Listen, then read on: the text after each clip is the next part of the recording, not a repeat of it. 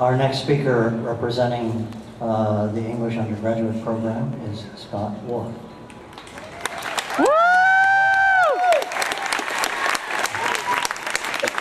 Hello. There's a lot of you guys here today. You guys wouldn't believe how difficult it is to write a 3-minute speech.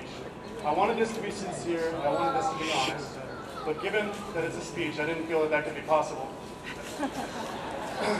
I wanted this to be funny, but typically my humor usually comes because I'm making a sarcastic remark at somebody else's expense. And since Dr. Hollis can't be up here with me, I don't think it's really funny. I can make fun of myself. I can talk about how my hair is receding and growing in places that I don't want to talk about. But I'm not going to do that. I can try to make fun of all of these fine people behind me. But I've never had experience making fun of a large group of people, and I don't feel like leaving this graduation under any sort of police escort. Of course, I could very easily make fun of the professors in the English department, but it wouldn't be wise to make fun of the people whose letters of recommendation I need very desperately. And in all sincerity, I did have some jokes written. I related them to my girlfriend, Lisa Schaefer, and she told them to Dr. Hollis, who gave her the impression that they wouldn't be in good taste at all. With that being said, I thought of sharing my experiences in this speech. I thought I could discuss how I grew up in Northern California, how just 3 years ago I wouldn't have been able to find Fullerton on a map of Orange County.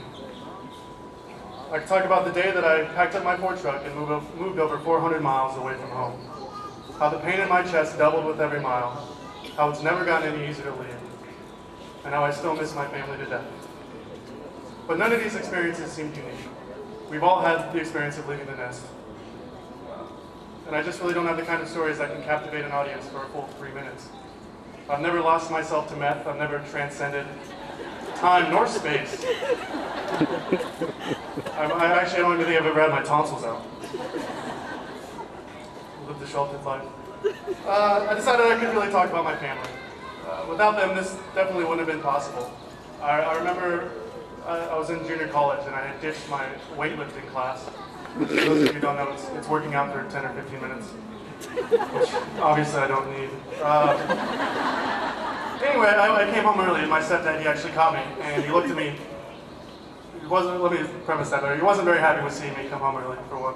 He looked at me and he said, "I don't care what class it is, kid. I better not catch you ditching again." Russ is big and strong. He's not from Brooklyn, but the accent makes it seem more thrustful. And as I found out yesterday, he was always boasting of this 357, and it's not a batting average, so it's something else. So when he tells you to do something, you do it.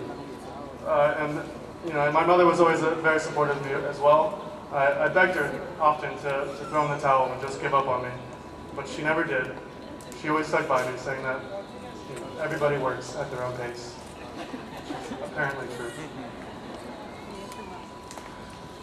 Anyway, I could share stories with you guys forever, but I do really only have 3 minutes. I'm pretty stingy with time around here. But I wanted to leave you guys with a piece of the people who have meant so much to me. So I've asked them all to give me short quotes, and I'm going to read them accordingly. This morning, my mother wanted me to tell you that to put the shoe on the right foot, otherwise your feet are going to hurt. David Schaefer says, "Practice moderation in moderation." Stephen Magana wanted me to tell you, "If life hands you lemons, take them and run." Brian Nelson asked me to share an inside joke with you, but I'm not going to for 2 reasons. One, you guys wouldn't get it, and 2, you would have been disgusted. Lindsay, who is the new president of the Creative Writing Club and resident overachiever at the Writing Center, says, "If you think this is fun, you haven't been to Reno." Rocky always says to look out for number 1 without stepping in number 2. And Nate wanted me to say something patriotic, because crowds eat that sort of thing up. So if you guys would like, we can go to Carl Schneider and have Freedom Fries, and I'll discuss the benefits of capitalism and how we're winning the war. Crystal says, "We're never given a dream without the power to achieve it." We are all puzzles in search of our pieces. And these people, just like most of you, and just like this school, are just a few of the pieces that I've accumulated throughout the years. I'm a better person for all of you. Without them, without you, without this place, I am nothing. So I want to thank you all for making me feel so at home in such an alien place.